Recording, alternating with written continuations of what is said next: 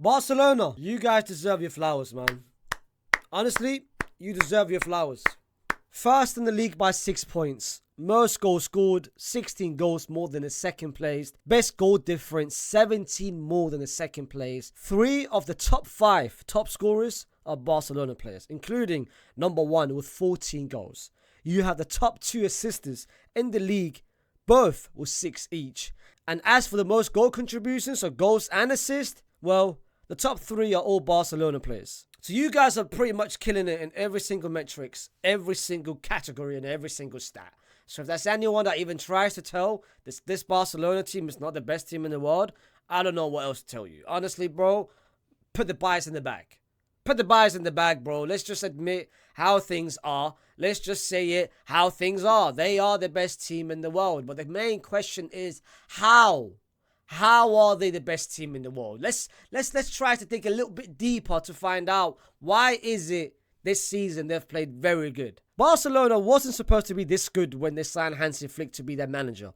The expectations was, of course, to be better compared to what they did with Xavi, but not to this level. Flick is known for his time with Bayern for 3 things, is how he manages a team. The first one being occupying a high line to disrupt the opponents. Secondly, pressing opponents in the final third, which is also known as the Gegenpress, which Klopp has often done in his time with Liverpool. And last but not least, the ability to switch between controlling games or playing direct. And so far this season, Barcelona has pretty much done every single one with what I just said.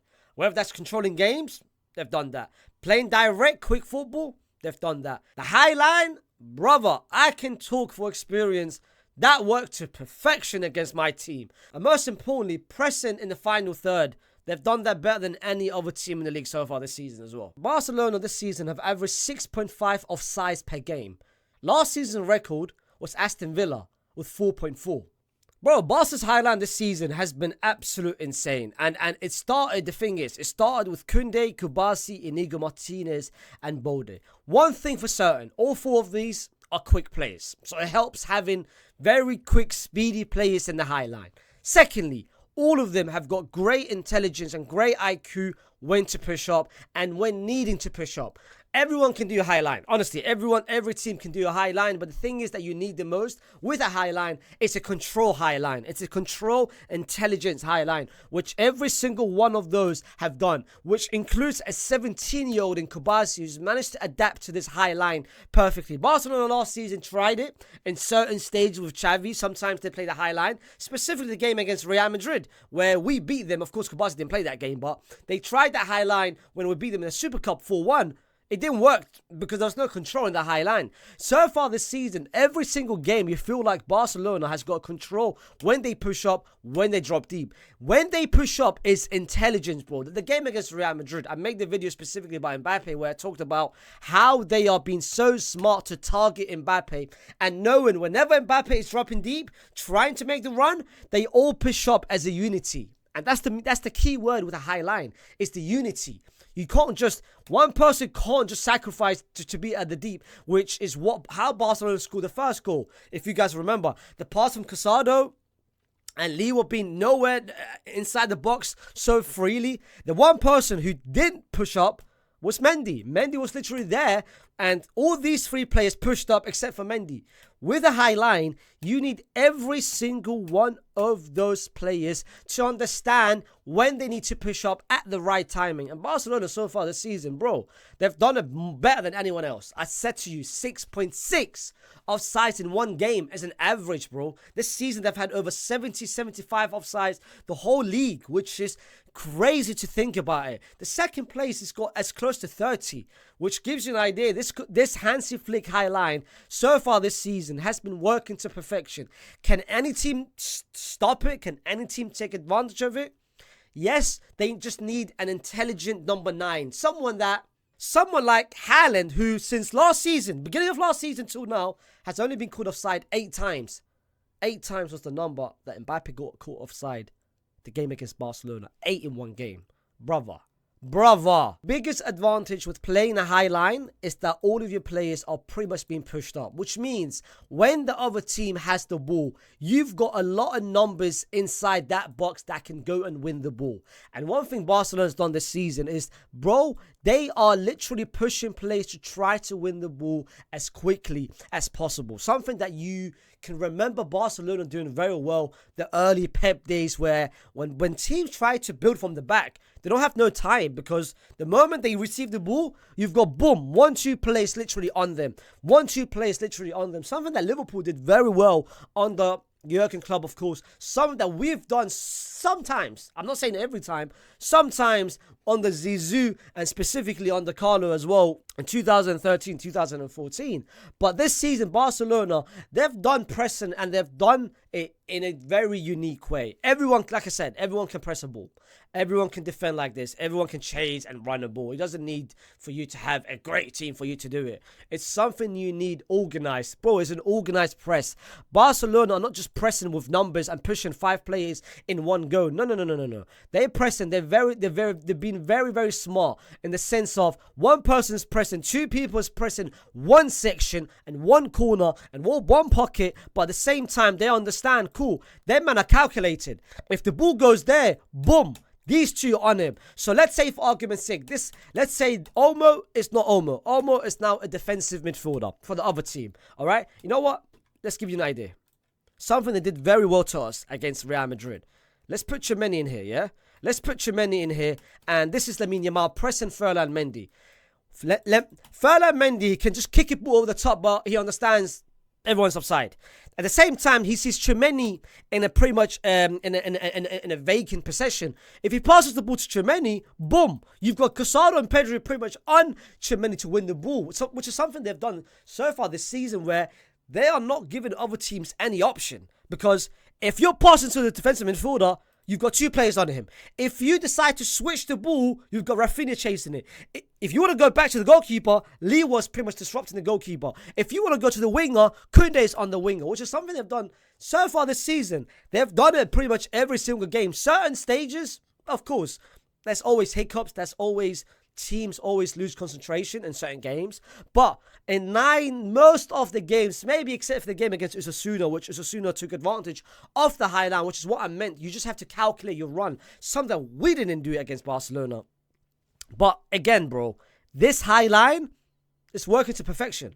But the one thing that's made Barcelona stand out is the ability to either control games or play direct. Last season, Barcelona took 7.2 touches to take the ball from their own box to the final third. Whereas this season, it's as low as 3.2, which gives you an idea how direct and how quick Barcelona is in terms of building up from the back, and that helps having 2 centre-backs who can do it. The reason why Barcelona is managing to build up with so much directness is because of these 2. It's because of the ability which these 2 have when they can do it. And though, bro, listen, both of them have got 2 main strengths. One of them is the line-breaking pass. Secondly, is the diagonal passes. Barcelona this season is ranked 4th in the most long passes, the most switches from one half to the other half. And that is something to do with Inigo Martinez and, of course, Kubasi, and at the same time, Casado and Pedri. Because this season, the reason why, let's leave that to the side. Let's discuss that in quite shortly. Kubasi and Inigo Martinez, their ability to pretty much progress the ball, and both these 2 players have combined with over 4.7 passes into the final third, which gives you an idea that they can do it. Sometimes you don't need a Casado to drop deep to pretty much collect the ball. Sometimes you don't need Pedri to do it. Sometimes they can do it. They've got the ability to find a pass from Kubasi to Lamine Yamal, or from Inigo Martinez, a diagonal switch from Inigo Martinez to Lamine Yamal, or Kubasi to Rafinha, or Inigo Martinez finding a long pass to Liwa. They can all do it to a level which you don't need that extra 1, 2, 3, or pass it back to him, or no, pass it back to him, pass it back to the DM, pass it back to him, which was the case with Xavi, because Xavi's builder was so slow, where 1, 2, 3, 4, 5, all right, 6, 7. Rather than doing this unnecessary passes, One quick pass and you're in the final third and you've pretty much just killed time and you're disrupting their opponents. However, the introduction of Casado has helped Barcelona massively, including Pedri's new position which Hansi Flick has installed. This man right here has pretty much changed Barcelona's season because no one knew how good he is. Barcelona could have signed another defensive midfielder, spent the money, maybe he wasn't going to be as good as this man. Or maybe they would have played Eric Garcia, something that Xavi did last season, play Christensen. This man right here with all the injuries, and it's a blessing in disguise because he's turned out to be an absolute beast, whether that's defensively or going forward. I said it pretty much beginning of the season. He reminds me of a Gavi, but a 6 Gavi, a defensive-minded Gavi, whereas Gavi is an 8, of course. Casado is a 6. He's tenacious. He wants his duels. He wants to win the ball. But at the same time, going forward, he's very good to pretty much find a pass. The pass to Liwa and El Clasico is one instance. But Pedri's position has helped Barcelona massively. Pedri, over his time with Barcelona, has played the 10 a lot of times. Has played the second 8 most of the times. But that second phase in the build-up and being in the pivot has helped massively because he is someone in control, and when he has the ball, there isn't a lot of players in the world that can do better than him. Honestly speaking, he can control a game like this. It's something that Barcelona has missed since the days of Sergio Busquets, since the days of Xavi, where they never had a controller that can do it to the level of Pedri can.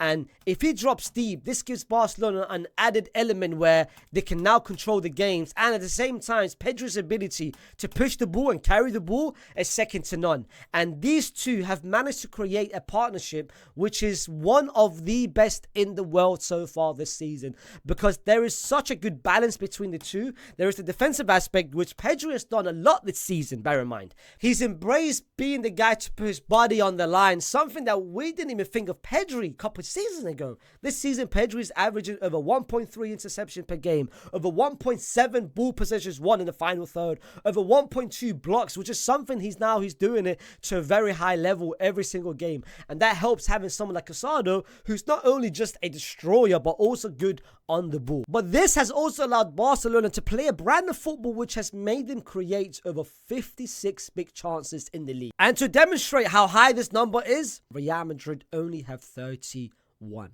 on the ball. And again, it helps having these two, but at the same time, it helps having someone like Lamine Yamal who can create a ball out of nowhere. And one of the biggest transformations this season has, of course, been Rafinha and Liwa. Liwa, in terms of scoring goals and scoring finishes, is something that he hasn't done in his time with Barcelona, specifically last season. Last season, he was dropping deep.